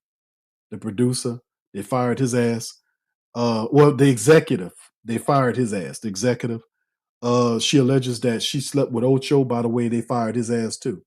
It took them a while, but they discontinued their contracts, got them on up out of the way. Basically, Joy Taylor's story is, and listen, she talked about this before. She's very comfortable in her space. She's very comfortable in her space, and ain't no shame in her game, baby. Let me tell you, baby, ain't no shame in her game. But anyway, she gone. So they canceled the shows that they got going on there. So Joy Taylor in the street. And this is a lesson for people, you know what I'm saying? Let your talent speak for yourself. But so very often you'll see situations like the talent doesn't show because they got to do the extra stuff to get there because they don't have the talent to get there. So they got to sell their body one way or the other. But she had a plot alleged that if she couldn't use the producer or the executives who she was sleeping with, and she couldn't use them, and if it went south, she was going to burn that man by saying that he harassed her. That person put that out there. She denied that, by the way. Joy Taylor denied that. Wasn't the case. But the hairstylist threw her in the mix. So it's a cautionary tale of use your talent and not your other stuff. Let this be a cautionary tale to use your talent and don't sell yourself, man. Please don't do that. It ain't gonna help you, baby. It's only gonna hurt you in the long run. Don't do it to yourself, baby. Don't do it. But anyway, let me get into this article right here. Fox One is reportedly reshuffling its program deck and is getting rid of several network veterans shows with it. The network is canceling Breakfast Ball, The Facility, and Speak, according to Monday afternoon report from Andrew Marchand of The Athletic, Joy Taylor, the host of Speak, is reportedly out at the network upon the expiration of her contract. As Marchand noted, Taylor's public image has taken a serious hit amid allegations she helped foster a hostile working environment at Fox. The 30-year-old sister of Hall of Famer defensive end Jason Taylor, who worked at the network since 2016. Other notable figures involved in the shows Fox canceled include ex-Texas and Philadelphia Eagles linebacker Emmanuel Ocho, New York radio veteran Craig Carton, former Pro Bowl wide receiver Keyshawn Johnson, and Basketball Hall of Fame forward guard Paul Pierce. Speak had been on the air since 16, while Breakfast Ball and The Facility both premiered within the last calendar year. Now, see, a lot of times, and I talked about this, man, a lot of times, and a lot of these people now are going to go into the podcasting space. You see guys like Cameron, they did it. Carmelo Anthony did it. Paul Pierce got a show. He just interviewed your girl. What's her name? I forgot the lady name that says she a doctor, but people questioning that. And a bunch of shows. So they're going into the space and they're using their celebrity status to create a business outside. I often wondered why they didn't do it. I was like, man, where your business had at? You can't be an employee forever. At some point, you got to build your own shit. But, this is like one of those situations where, you look at it, and I'm out to myself, like, man, because if you watch her rise, it kind of was littered in there. And this broad don't have no shame at all about it. Ladies, listen, my ladies know what time it is. They got jobs. They know people that are doing this stuff. They do it because they don't have no talent. They figure that's a skill that they use, but eventually that's not going to last because all you do is make the women look bad that don't do that. And you put bad name on women, you put bad name on people, period. So, let that be a lesson to our young ladies out there that don't do this kind of stuff. Don't sell yourself short listening to trash like Joy Taylor. Don't do that to yourself. And my beautiful ladies out there, the ladies, not the other people's. The ladies, because we don't all have ladies here. Let's keep it all the way funky. Not all of them ladies out here. But for the ladies that are ladies, y'all know who y'all are, please ride down and disparage this type of behavior among the community. Don't let this woman be a picture or a poster for women. You get what I'm saying?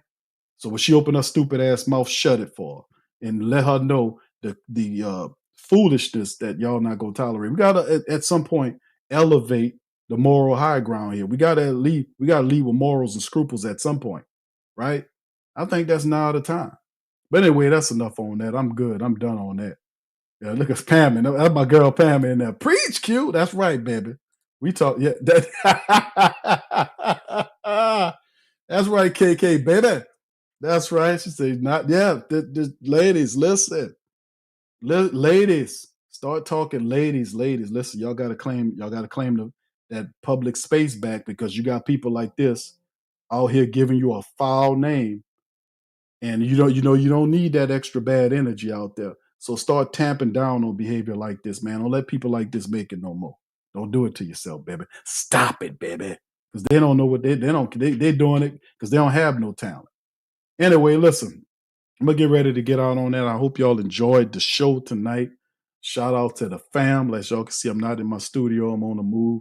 But listen, man, I appreciate all y'all for being in the building tonight. Do your boy a service. If you enjoyed the show, hit the like button. Hit the like button. If you're not a sub up. Hit the sub button as well. And feel free to share. Remember, sharing is caring. Share the show's links on your social media feed. Don't matter where you go. Take the Sports Coma with you. As always, man, listen, I'd like to thank all of our YouTube membership family, our Patreon champion family as well for everything that's going on. And also, family, like I said, we got a new sponsor. Y'all know about Mint Mobile. If y'all need cell phone service, link is in the description section. You get a discount. So with T. Chenley, been dealing with T. Chenley and Mint Mobile for a while. They really good show sponsors. Optory is the new one, as you can see right here. Optory is our new sponsor of the Coma. We continue to grow. We continue to go out there as well and just do positive stuff in our community. Another great thing to talk about is them. Optory is a service that provides virtual protection. Like if you guys know about bank people, the bank accounts getting hacked, all your public information out there. If you Google your name, all your addresses pop up, all that kind of stuff. You don't want all that out of there because there's so much craziness going on in the world and people defrauding and creating identities based on your information and all this madness. Optory takes care of that. If you check out Optory, they remove the home addresses from Google. They prevent the identity theft and the fraud. They reduce phishing and spam calls and emails.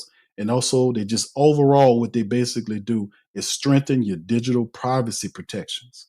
You know, all the stuff. So you have a barrier of protection virtually online where people don't be seeing all your information, all this kind of old stuff. Optory helps with that, and they're cost effective. So if you guys are interested in that service, feel free to go to the links in the description section below and check them out, man. Optory could really be something that can really help out the fam, man. Listen, y'all know I always try to provide a service to the family that's a help. And, T-Chinley for your skin, y'all can see I've been using it, been really good. Mint Mobile, good for the cell phone service. But Optory is something that all that virtual stuff, y'all hear it all the time. How many times y'all hear about somebody, some bank got breached, all this craziness, man. This is an ally. This can really help. And besides, let me tell you another really good thing with Optory. When you get their service, they teach you how to, and it's a bunch of them, get off of those data broker lists. Because you guys, like, you get calls, spam lists, because you're on data brokers list.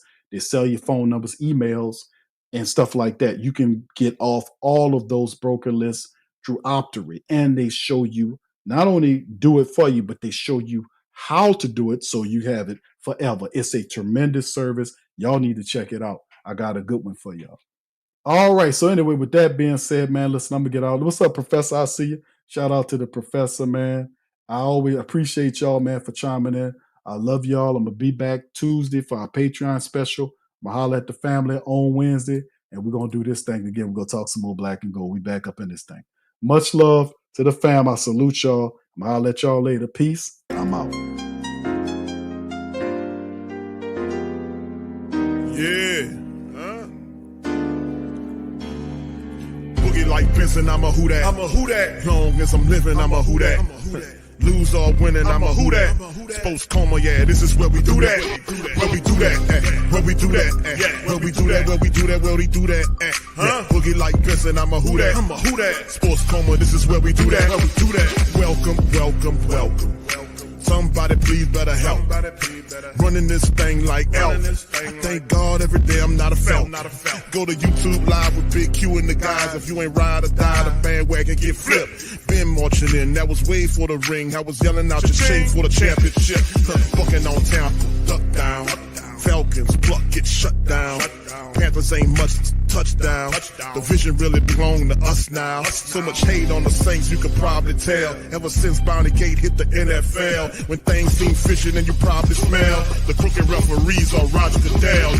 Probably like this and I'm a who that. Every day I'm living, I'm a who that. Lose or winning, I'm a who that. It's the sports coma, this is where we do that. Where we do that, where we do that, where we do that, where we do that, where we do that. Boogie like this and I'm a who that. It's the sports coma, this is where we do that. You're listening to the Sports Coma with Big Q and the guys on the PRO Media Network.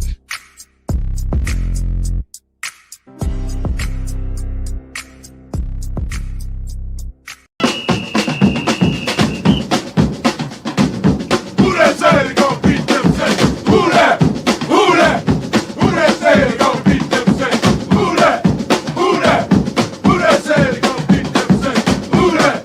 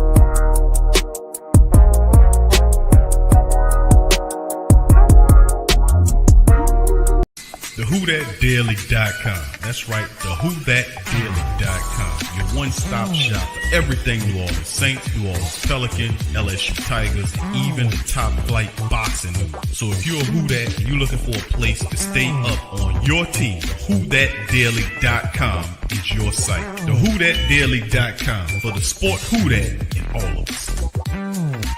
That's right, the Pro Shop is the platform store where you can go and buy all the latest merch to support the platform. Available at the Pro Shops, we have dozens of hundreds of products available for you and your family. Unisex tees for men and women, hoodies and sweatshirts, tank tops, kids and baby items, long sleeve tees, mugs, pillows, wall art, bath bedding, face masks, phone cases, stickers, bags, fanny packs, socks, hats, and many other items. Please feel free to check out the Pro Shops. The link is in the description section below. And remember, it helps the platform continue to grow. Check out the Pro Shop and Who That too.